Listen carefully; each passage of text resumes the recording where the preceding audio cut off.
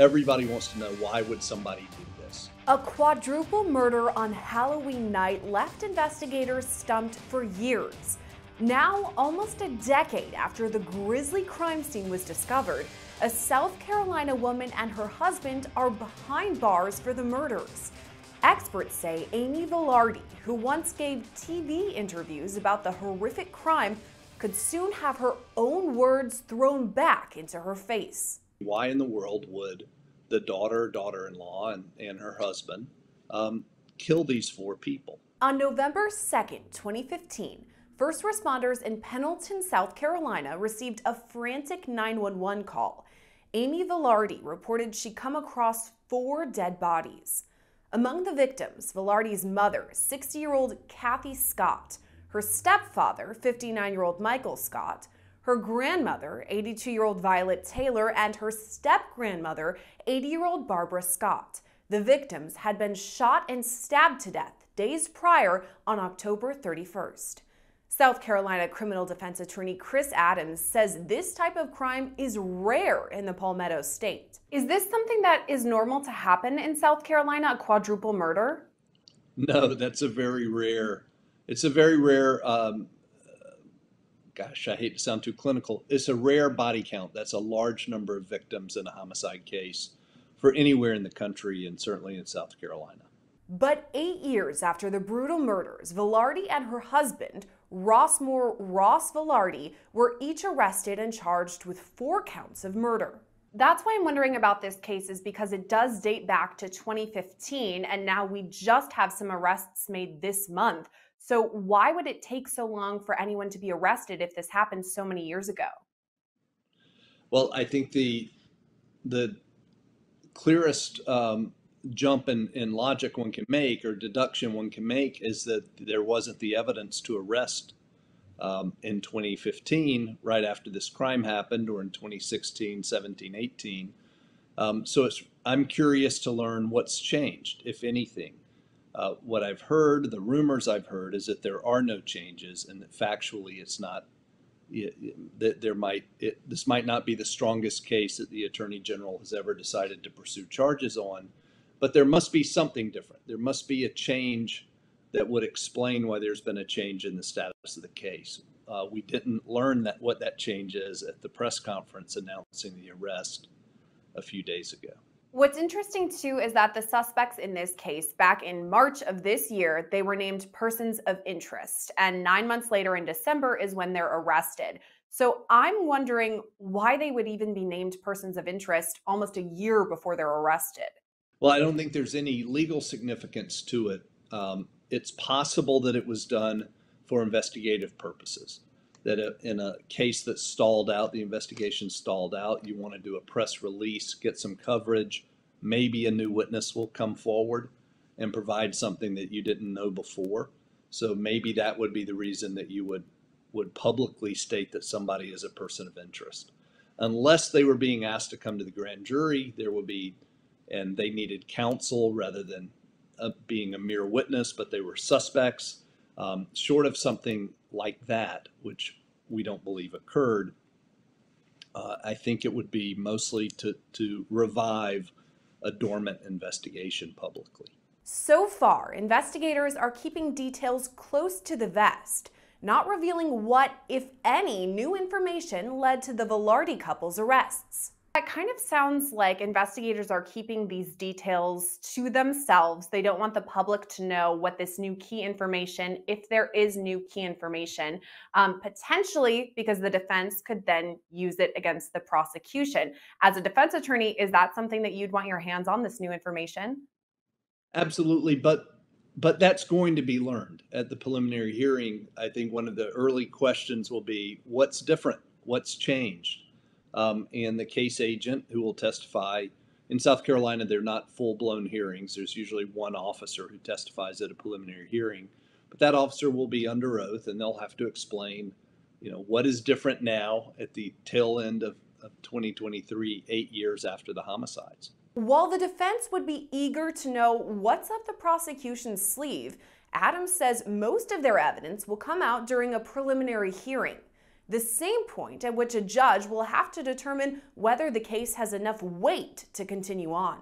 The decision by the magistrate court judge at a preliminary hearing will be whether there is probable cause to arrest. It's a low standard. It's not anywhere close to proof beyond a reasonable doubt that would have to be shown to a jury.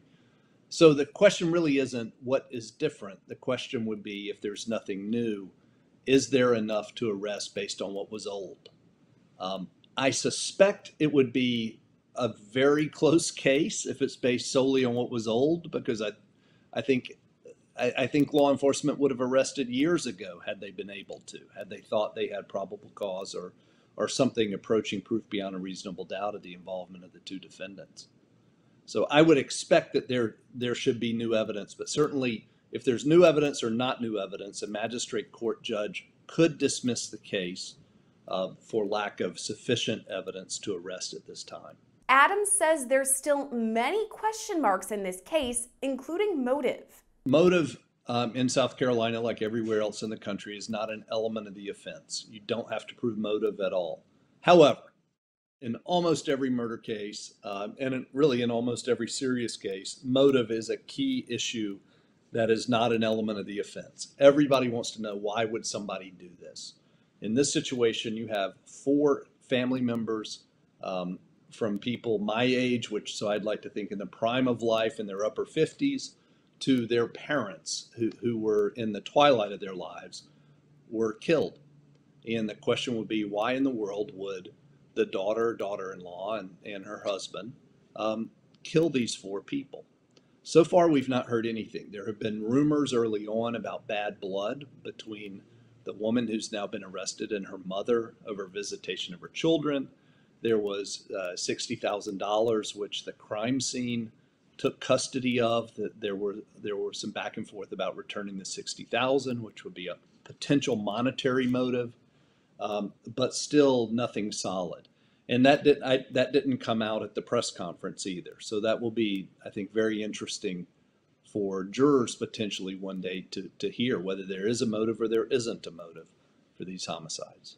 Something we also touched on too was that $60,000. So a couple years after the murders back in 2018, both of the suspects went to court and they petitioned for the return of cars, electronic devices, firearms, and some cash that had been seized during the investigation. Is that at all relevant here?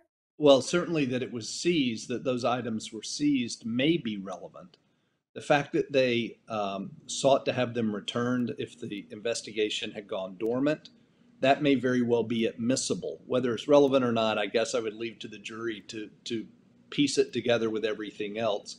It seems to me that if they were guilty and they did the crimes and their motive was to take the money, they would have taken the money that day. And they wouldn't have waited years later for the crime scene people to try to release it to them. So you would probably take the money, hide it, and then call 911 and try to act like you've just stumbled on the scene. So that, to me, sounds like it would be evidence of actual innocence or it would suggest that they're innocent rather than guilty. That kind of leads into my next question here. As a criminal defense attorney, how would you begin to defend either one of these suspects? Well, it's really a challenge. It's a challenge in an 8-year-old case. And that's, I think, one of the fundamental questions a defense lawyer would have is, what did you wait on? Because we have to go back now and try to find leads that may be gone 8 years later.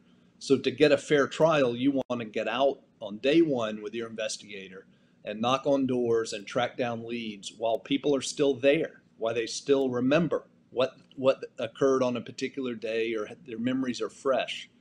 We forget stuff all the time. That doesn't mean we're not smart, but that's just part of the human brain. If something isn't of great significance, we lose it. So it will be hard for the defense to get all the information to prove innocence that may have been available 8 years ago or 7 years ago when this was a fresh and newer offense. Following the death of her mother, grandmother, stepfather, and step-grandmother, Amy spoke to local TV stations. Adams says those interviews could be used against her. If we go back to 2015 and take a look at these murders, so Amy, one of the suspects in this case, she's the one that called 911 and said that she discovered the bodies. And at the time, she even spoke out to local news stations about this gruesome discovery, talking about how terrible it was. So is it possible that these interviews, her own words, could later be used against her? Absolutely. If she faces trial, then every word that she uttered to law enforcement or to anyone else that might potentially be viewed as being incriminating would be able to be introduced in evidence against her. Then her legal team would want to contextualize that and to show, no, this is exactly what an innocent person would say under the circumstances. She was very critical early on of law enforcement, not sharing with her and her husband what was happening or what, if anything, was happening. They expressed frustration at the lack of progress in the investigation. That's not what one would expect from somebody who did the crime. So it would be very fascinating to watch how this plays out. As Adams points out, the Attorney General's office has stepped in to handle the case. I think it's interesting that the Attorney General's office is handling this. As you may remember, the Alec Murdaugh trial, the local prosecutor went to the crime scene and then recused himself. He had a close allegiance with the Murdaugh family, and he was a potential witness since he was at the crime scene, and he took what I think is the appropriate step and relinquished the case from his office and turned it over to the Attorney General. No one criticized that decision because everyone knew that, the Murdaugh family was very well connected in that judicial circuit, and it was appropriate for the prosecutor to step aside. That said, here we have a situation where we have family members who aren't, to our knowledge, politically connected. And yet the local prosecutor, that office has prosecuted many homicide cases, they have asked the Attorney General's office to prosecute it rather than themselves. I don't think in any way it's from a lack of professional capacity to prosecute a murder case. So I'm curious to find out two things right off the bat. One is what's changed since last year, which you were asking about earlier. And the second is, why is the local prosecutor out of the case? Why did he or she ask the Attorney General's office to come in and take over the responsibilities of the prosecution? What would be a potential reason for why they would ask the Attorney General's office to step in? Well, if there's any sort of conflict, it could be it could be that one of the, it could be anything, really. It could be that the prosecutor's paralegals is cousins of the victims. It could be something with a direct tie that would suggest they couldn't be impartial in the case. And that happens. That happens often. But most of the cases are not prosecuted by the AG's office. Most of the homicide cases in the state are prosecuted by the local prosecutors. So there should be a reason given for why this has been reassigned. I'm not suggesting in any way, by the way, that this is somehow underhanded or wrong that they've reassigned it. It's just an unusual development in a case, and it would be interesting to find out the reason why. It's possible it could be something that the locals didn't want the charges to occur, and the sheriff did, and so the sheriff went to the AG's office and asked them to take over. Again, that is wild speculation on my part, but that's why I think we'd want to find the real answers, and perhaps if there's another press conference, that will be asked. As of now, both defendants are being held without bond. Also, some of the reports that I've seen say that because the defendants face murder charges, in South Carolina, a circuit court judge would have to decide whether bond would be set or what that amount would be. Is that accurate? That's accurate. So there are a small number of offenses where the initial bond must be set by the felony court judge, the general sessions judge in South Carolina. The magistrate set the bond in almost all the cases, but these rare few offenses, and murder is one of them, it must be set at the circuit court, and that can sometimes take weeks, which can be very unsettling to innocent people who have kids at home and whose kids need to go to school and have parents there for Christmas, etc.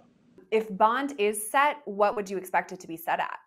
As far as I know, they have deep ties to South Carolina.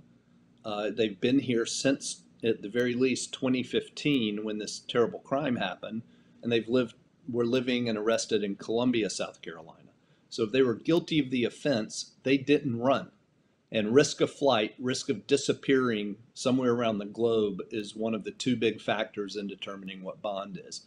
They've not run. They've shown, even after they were proclaimed to be persons of interest, they stayed in South Carolina.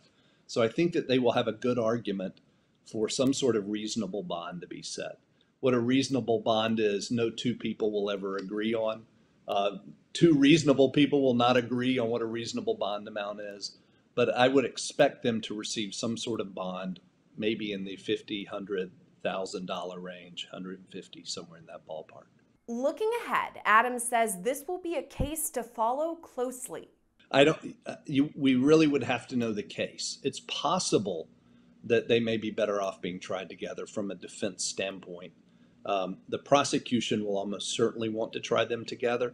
There can be some issues about, well, this person said this to one person. Can we admit it in a trial if they're tried together?